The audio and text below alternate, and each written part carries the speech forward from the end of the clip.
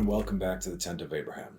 I'm Tamir Kreisman from Jerusalem, Israel. And before we continue with the governance of time, I just want to talk about what happened real quick in Australia.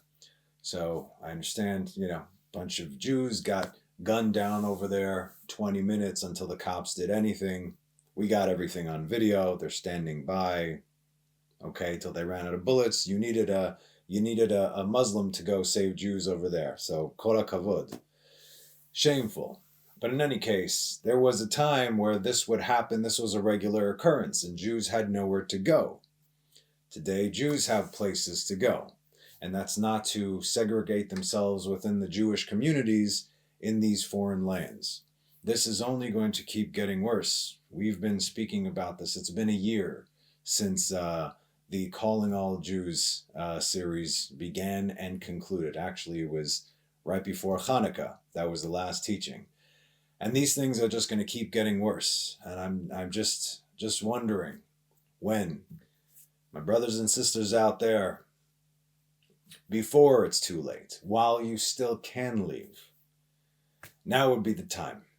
Anyway, I've said my piece. There's nothing more that there's plenty more that I could say about this, but again, if you can't hear, then what is the point? So we pray for their safe return, for the families of the victims, for the elevation of the souls of all those that were murdered because they were Jews. So let's continue and conclude the governance of time. I'm sorry I had to start on this note, but this is what's going on right now. This is the 9th and 10th millennia, and this is the Singularity. So as we discussed over the last few classes, since time as we know it has begun to fade already in the 7th millennium, and by the 8th, there's no time as we know it at all. Since we are outside its realm, it's not easy to discuss really the 9th or the 10th millennia. The moment we enter into eternity, the moment the properties of reality stop acting like what we know, at this point, it's not exactly speculation, it's more like filling in the blanks, right?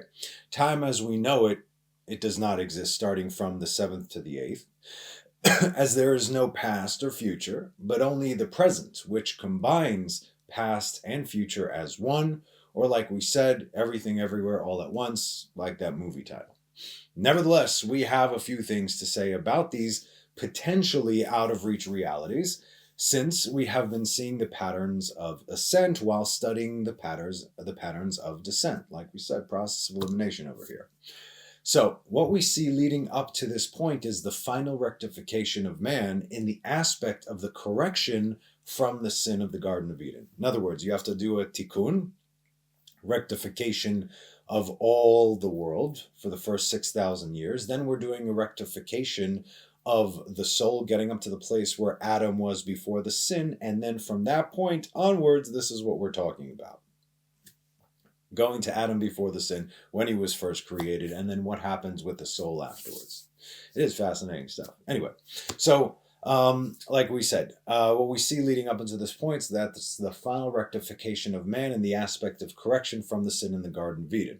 Now, we're already speaking about the correction that Adam could have done within the garden itself before the sin, before time and space, or even reality as we know it. He was tasked with doing work in the garden, to do work, do this, don't do that, and wait until Shabbat to unite with your wife, to get that unity, singularity, until Shabbat. Okay, but none of those things took place, and here we are. But we're almost there. Okay, therefore, we just need to fill in the gaps and get even the slightest idea of these times as we ascend the levels of the holy face of primordial man. In the Ramchal's 138 openings of wisdom, he writes, while the level of existence of the lower creation will be raised successfully higher through the mystery of the branches of primordial man, Adam Kadmon, until the end of all ascents. This refers to the period from the 7th to the 10th millennia, and thereafter to eternity. While it is true that the lower creations emerged from this lowest branch, they must rise up to all the branches through the lights of the mouth, the nose, the ears. For all those branches were successive levels required to produce the lower realms from top to bottom. So now we have to go back up. Once the lower realms have been perfected, we naturally ascend to the 10th level, and from there onward to eternity, which we have no grasp of, since all of creation has already been perfected, meaning it ascended all its relevant levels. Like we said, we can only know as much as was created. The things that we're talking about here are already beyond creation. It doesn't exist in this reality. You understand? You get the idea, I hope. So we understand from this that the 9th millennium is the level before the final shlemut, before the final completion or perfection. And all this means from that point is the elevation of the soul, since everything else is already perfect. The soul, though it was created, it is directly a piece of God, if you will. If there is like that, it's not in the Trinity here, it's a piece of me, and there it's infinite. It's not something that can be destroyed. It only goes back to its point of origin. Okay, so this is what we're talking about. How to refine the soul more and more and more and more and more outside of our scope of understanding. Regardless of where this is headed, the thin part, watch last class, of the body continually diminishes until all that's left is the root. Now remember, think of an upside down tree like we said. The higher we go, the closer we get to the root. The thin part of the physical body, as we have explained, are the elements of fire and air, as opposed to the physical parts, which are the spiritual parts, as opposed to the physical parts, which are made up of water and earth. And since we've already perfected and refined the physical in the 7th and the 8th millennia, what is left is pure spirit. Everything is done. Now what do? That we're back to the beginning. And even that begins to return to its point of origin, which is the root of all of creation, God himself. As the Ramchal says in the Book of Rules, and afterwards, to diminish the thinner parts of the body, whereas nothing shall remain except the aspect of the general root, without the designation of properties, for that is always this aspect, meaning the root, generally and personally. Meaning, before the powers split into different governances, in the root, they are all together as one.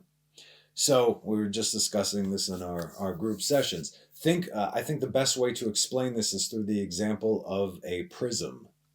So if you Google right now the album cover to Pink Floyd's Dark Side of the Moon, right?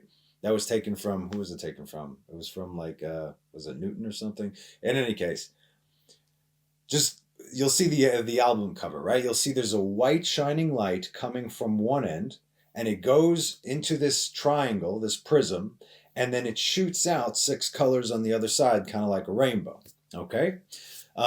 So this is the light of the Creator. Okay, it's one white glowing light. If it is white, the point is it's one unity, right? One light that comes. This is the light that comes from the Creator into reality, as we discussed. The thin light coming right through the middle of the created space. Now you have your prism in the form of the 10 attributes, the 10 sefirot. That is basically how this entire world. Remember, man, God. Okay. So you have the 10 sefirot, that is your prism. That single light, the singularity, goes through there, and boom, now it starts to separate. The 10 sefirot are the image of primordial man, or man is in the image of these 10 sefirot. Either way, all is one.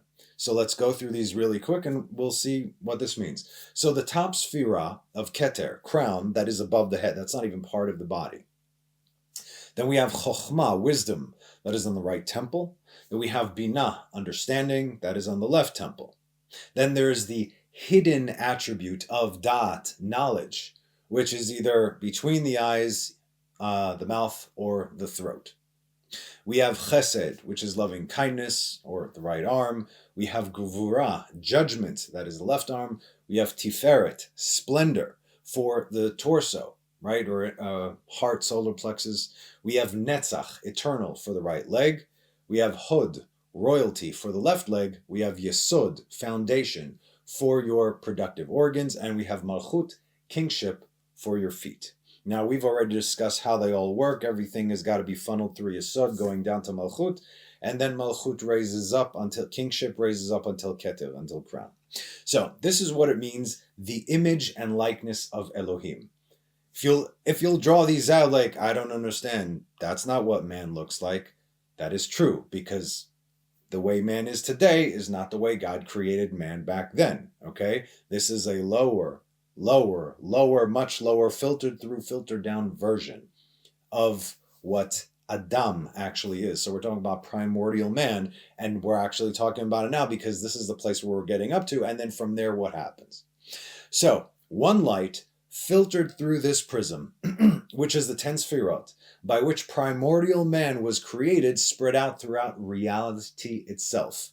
Man is a microcosm of creation, okay? All are one. This is what we're trying to say. Everything's going back to the same place. Each light has its own color and hue, each with its own attribute, but still all comes from the same source, i.e., the root, essentially making them all one, each with one another, and all together with the Creator. Therefore, any human being can positively say that they and God are in fact one, and they wouldn't be lying. But they certainly would be misleading and manipulating you if they say that they are alone. They are one with God alone. That is absolute false, right? Or that they can only become one with God through another person. That is heresy. That is not at all how creation works. If you live and if you breathe, you are by default one with God, like it or not. You don't need to go through anyone else to get to God. Now, the 10 sefirot, that's one thing. But God revealed something else to Moses. And this is an even deeper pathway to God. And they are the 13 principles of mercy. They do not cancel out the 10 sefirot, God forbid, but they actually work together with them. Through this, Moses understood how God actually governs the world. So, the 13 principles of mercy, like we said, they can be found in Exodus 34, verses 6 and 7, where it says, and the Lord passed before him, and we're obviously going to have to go through the Hebrew, we'll break it down, just read in English for a second. And the Lord passed before him, proclaimed, Lord, Lord, benevolent God, who is compassionate and gracious, slow to anger, and abundant in loving kindness and truth, preserving loving kindness for thousands, forgiving iniquity and rebellion and sin, yet he does not completely clear of sin. He visits the iniquity of the parents on the children and children's children to the third and fourth generations. And like we said, this is actually a great mercy that he does this. It means that the children don't pay for the sins of the father, but rather the children have a chance to redeem the father. That's why this is such a great mercy. So we're going to break these things down. First one is El, that is the first one. El, God, on the side of power, strength, and mercy. 2, Rachum, benevolent, mercy upon the sinner. This is how God works.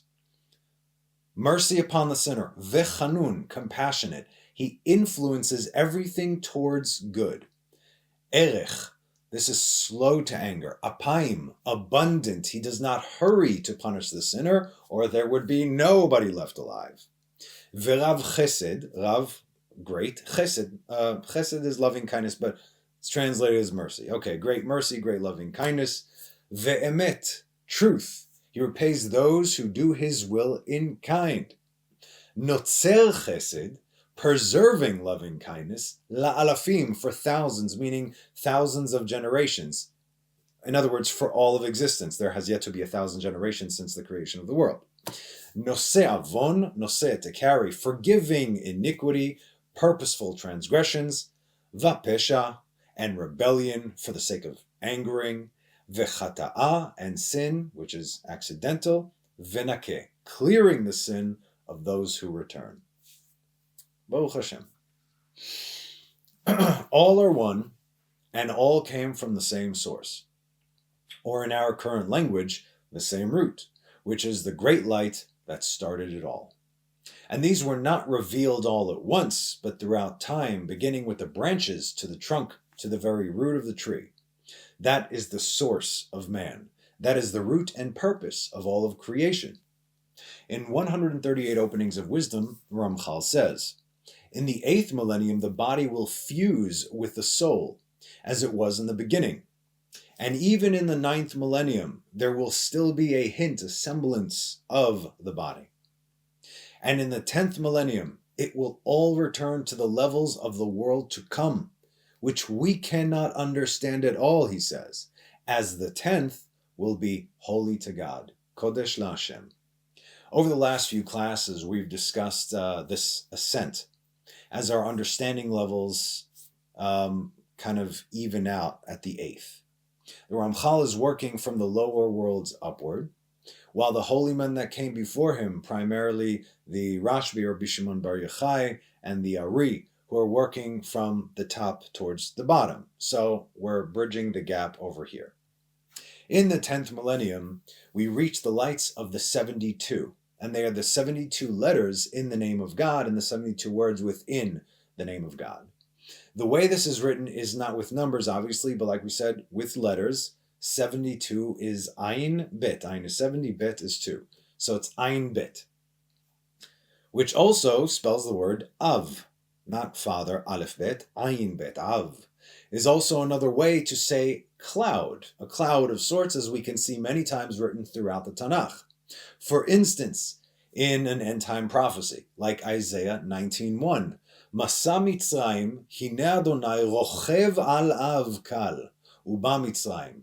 The harsh prophecy of Egypt, behold, the Lord is riding on a light cloud, and he shall come to Egypt. Okay, so that's one. If we see Av over there, 72. Or during the closest moment the world has ever known to what the final redemption might look like we said, the second of the large governances. And that was at Mount Sinai, when the heavens and the earth, the spiritual and the physical, all realities kind of fused into one at one point, where all of creation, just all of nature, everything was silent. There were no gusts of wind. There were no birds chirping, okay? All the noises that we're making was God approaching. The heavens were bending. That's when you had the thunder and the lightning, because it couldn't help itself. And this is written in Exodus 19:9. You're not going to get it from the English. I'll just read it in Hebrew, then listen. Vayomer Adonai el Moshe, hine anochi ba elecha be'av he'anan, ba'avur yishma ha'am b'dibri imach, v'gam becha ya'aminu l'olam, v'yaged Moshe divrei ha'am el Adonai. And the Lord said to Moses, behold, I am coming to you in the thickness of a cloud. So they're translating av as thickness. The English simply does not say any of this, really. But what God is telling Moses, in simple words, is that, behold, I am coming to you in the 72. Meaning, from the highest point of the created reality, in order to give you the Torah. By the way, the word chesed, loving kindness, that's also 72. So, back to the 10th, and the reference to the face of primordial man.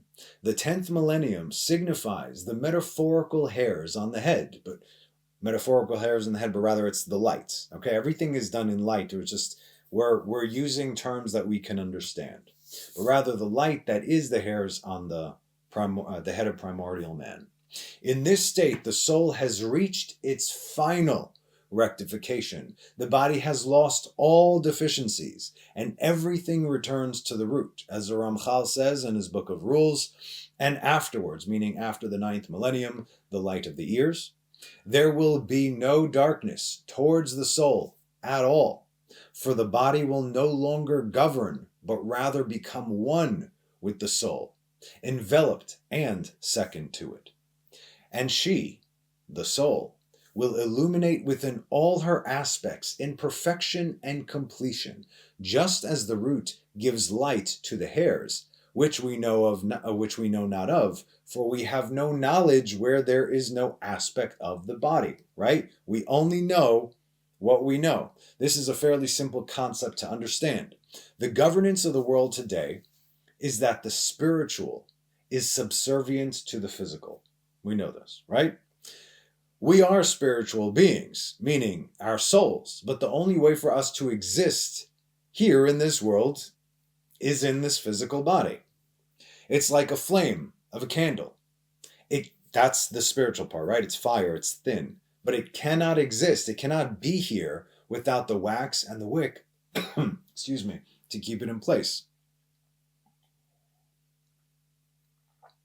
Once the wax and the wick, the physical body, are done, the flame, the spiritual soul, is no longer here. And so, all we know, like we said, is what we know. So, we're already now kind of discussing beyond that, based on everything that we do know. We can read about it and learn about it, about the soul and the body switching dominance, but because we are right now 99% physical and 1% spiritual, we cannot truly understand this reality. This is the same concept with time and infinity. Infinity is beyond time. Infinity is not starting to count, okay, 1, 2, 3, 4, until infinity. That is not the infinity that we're talking about here. It's not the never ending. Infinity has no beginning and no end. It is without beginning or end, and that is something that we cannot understand. You can okay, yeah, I get it, but we don't really truly understand what that is because we are currently in our current state, not a part of it. Not until we connect to it ourselves, and that will only happen as the soul ascends and the physical is elevated. So, to sum up this entire series, immediately after the resurrection of the dead, there will be the great day of judgment, where God will choose those who remain and become part of infinity. Again, God is going to choose those based on the choices that we made throughout our lives. Did we choose God or did we not? Afterwards, in the 7th millennium, the world returns to tovavo, chaos and void. Now this means the physical properties of the world and its inhabitants, those who are now part of the infinite, become just that, infinite. The new form of the world, and when I say world, I mean reality as we know it, begins in the 8th millennium. And from there onward, the soul receives a great light and it ascends until the 10th millennium. As this ascent is taking place, throughout the worlds and levels of reality, the body, the physical, it loses its weight, if you will, in the form of deficiencies, thereby elevating it. The body itself is not lost. Only its deficiencies are. Remember, we've learned about this with Moses, who ascended to the heavens to receive the Torah in his perfected physical form. As he was with his body, he ascended into the heavens. And that is the only way that he could have been in the spiritual realm, ascending higher and higher until where? Until he reached the innermost chambers, where the ministering angels themselves, the one who sit around the throne of glory, they have never seen, they have never been there, as he received the Torah from the creator of all of reality. And even when Moses passed, as we've learned, since his body had been so perfected, his very soul refused to leave his body to sit beneath the throne of glory until God commanded her to come with him. From the first day that Moses was on Mount Sinai, he never ate or drank again. He never even slept, because he didn't need to, as his spiritual self became dominant to his physical self, which are the first stages of this change in the 7th millennium. As the soul now attains the body, instead of the soul, sustains the body instead of the body sustaining the soul. In the 8th millennium, the body and soul begin to fuse together, as it was in the beginning. Now remember, though Adam was a spiritual being that filled all of creation, he was still made up of the dust of the physical earth, what we are actually in today. In other words, he was made up of all of reality, all the levels of reality. So if he would fall, which he did, which we did, at least he'd be familiar with that place, you see. So, like we said, he was made up of the dust of the physical earth as well as water, fire, and wind. In the 9th millennium, the only thing that remains from the body is the general root, its point of origin, and in the 10th millennium, the soul governs and illuminates completely in all its aspects. In other words, there's no more limits on the soul. Another aspect of this ascent, in reality, is the complete equality. That is where the soul and the body are indistinguishable from one another, like we said. The vessel, the body, has lost even its general rooted form as it becomes one with the soul completely. And this is the total, perfect, and complete singularity. This singularity, this unity, this oneness is where everything is headed, right? We started like this, there's a whole balagan over here, but we're still going back to that same point. And it's cyclical, by the way.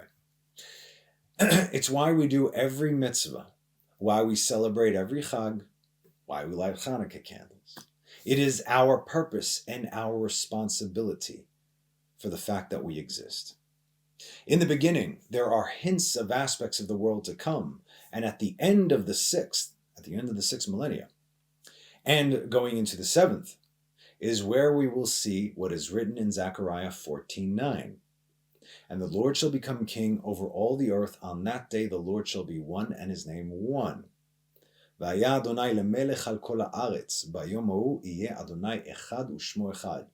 God will be one, and his name one. There is no separation. By the time it gets to the 10th, from that point forward, all of reality will be in that oneness through love, ahava, the numerical value of echad, one. Of this connection between the physical and the spiritual, between the body and soul, the Ramchal speaks in his 138 openings of wisdom.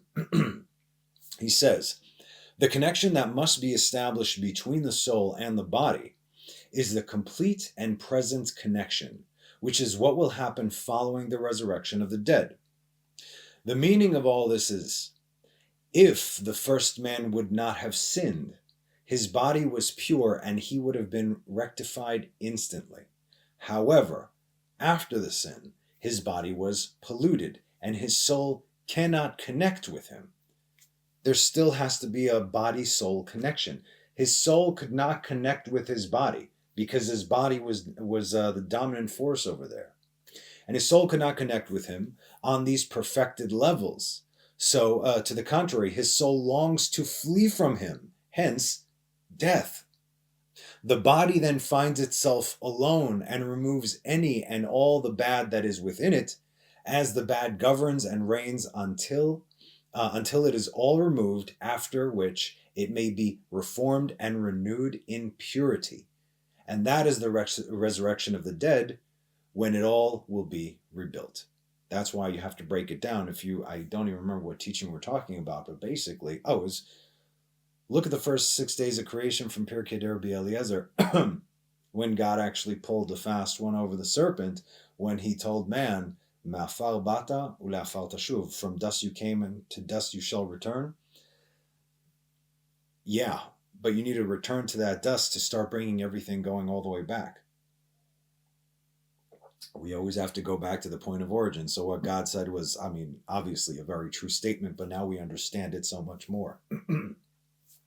Until here are the words of the Ramchal, and this actually concludes our series. So again, the soul once again is going to enter the body after all is said and done, and blameless and perfect forevermore. As the body becomes increasingly illuminated, layer by layer, step by step, brighter and brighter, until it finally ascends to the level that it deserves, which we don't know, but it's up there for sure. So in any case, I hope you enjoyed this series. I can tell you, as far as I'm concerned, going into this again, these insights have given me a significantly broader understanding of all of creation, of man and his responsibilities, of the universe, and the link between all things. It illuminates our pathway home, not just in this world, but in the world to come. It makes us aware of our responsibility as human beings, created in complete loving kindness. No one is trying to do you dirty over here. You have to understand. It is a gift to be here, to be alive, to be part of this what are we doing about it? That's what we have to ask ourselves.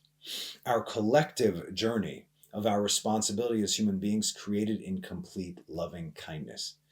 Our journey towards something more than what this physical world can possibly offer. And even so, not to discard this world, but only its broken system, obviously, while we work to elevate and hollow all the physical, where it can be one with the spiritual aspect of creation. Now, I know this series, it did something to me, and it's kind of hard to verbalize it, but something was unlocked over here. I feel like I have new eyes, or at least the ability to see things that I haven't seen before, a broader perspective, if you will. Not necessarily through this teaching, but because of it. With the understanding that it gave me, my viewpoint has perhaps been refined and fine-tuned towards higher matters, to which I'm very grateful. In any case, that's just me, and I'm always happy to share these things with you. So I do hope you enjoyed it. Please stay tuned for our next class when we begin a whole new topic, a whole new series, something that every person should familiarize themselves with, especially considering the times that we are in. And so, as always, my friends, thank you so much for joining me week after week.